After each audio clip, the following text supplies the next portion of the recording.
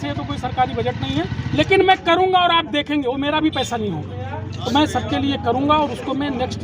जो साल बदलेगा 21 मार्च के बाद, उसमें आप देखेंगे कि मैं कैसे शुरू करूँ।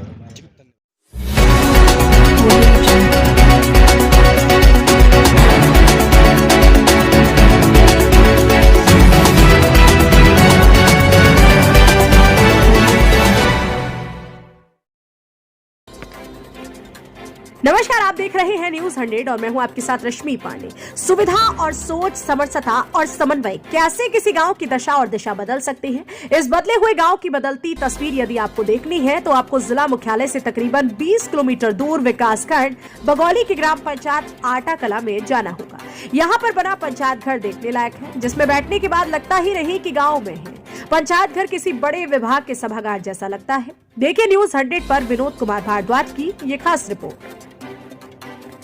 इस आधुनिक दौर में जहां चुनावी वादे के सहारे सत्ता हासिल करने के बाद जनप्रतिनिधि मतदाताओं से किया वादा अक्सर भूल जाते हैं, लेकिन जनपद में एक ऐसा भी जनप्रतिनिधि है जिसने अपने मतदाताओं से किए सभी वादों को पूरा करने में ये जुटा हुआ है,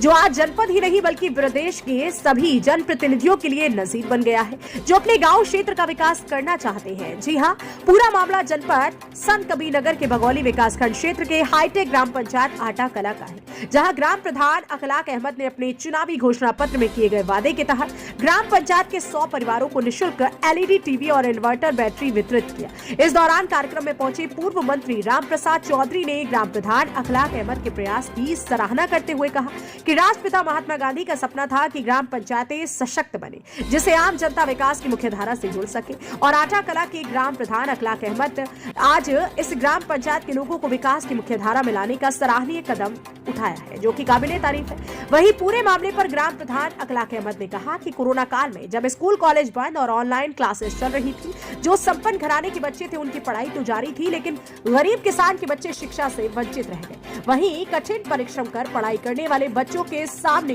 रात में पढ़ाई करने की मुश्किल को देखते हुए इन्वर्टर व LED टीवी के वितरण करने का प्रण किया था, जिससे गांव के गरीब परिवार के बच्चे ऑनलाइन क्लासेस से जुड़ सकेंगे और इन्वर्टर के उजाले में अपने सपनों को साकार करने के लिए पढ़ाई कर सकेंगे। बहरहाल इस खबर को लेकर क्या कुछ आपका कहना है, कमेंट में जरूर बताएं और सब्सक्राइब करिए आपका अपना चैनल न्यूज 100 और बेल आइकन प्रेस करना न भूलें। तो बाद में